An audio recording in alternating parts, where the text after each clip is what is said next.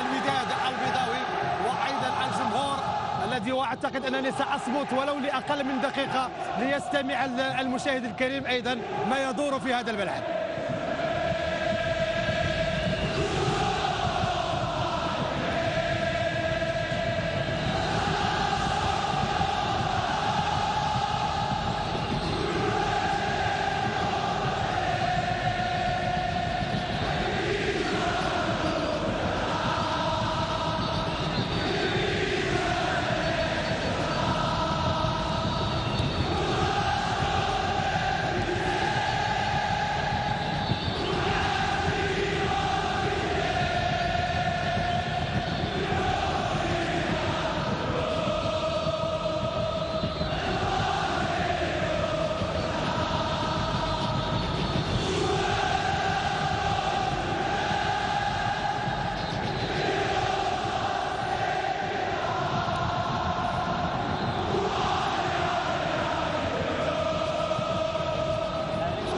يصعب أن أقطع مثل هذه الصور الجميلة والأهازيج لجمهور الوداد البيضاوي المعروف بهذه الطريقة، وإن كانت يعني معروفة خاصة بكثير من يشبهها بالطريقة الأرجنتينية في ملاعب كرة القدم، ولكن هذا الجمهور الوفي لنادي الوداد الرياضي البيضاوي والذي أبى إلا أن يحضر لهذه المباراة، مباراة كأس الصداقة الإماراتية المغربية بين بطلي الدوري الإماراتي والدوري المغربي. تعليقك على هذه الصور التي تابعناها محسن؟ أقول الحقيقة الانطلاقة الحقيقية إلى هذه أنا أقول البطولة، لأن على مدى سنوات راح تكون متواجدة، هو النجاح الرئيسي حضور الجماهيري. اليوم أعطانا نموذج كبير جدا لإنجاح أيضا البطولات الثانية والثالثة اللي راح تكون تتوالى أيضا، وحقيقة حضورهم تشجيعهم تفاعلهم مع الفريقين بشكل ممتاز جدا. فأعتقد هذا الانطباع كل لاعب يتمنى أن يراه في أرضية الملعب لأجل أنه هو يبدع. أولا نقول لكم نحن سعيدين بتواجدنا معاكم.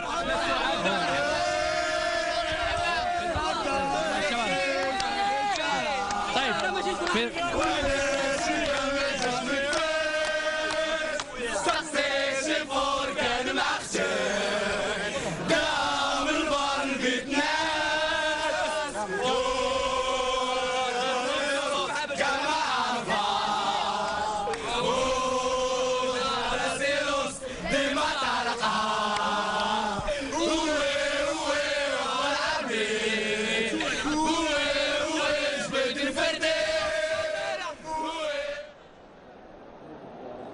إذن كان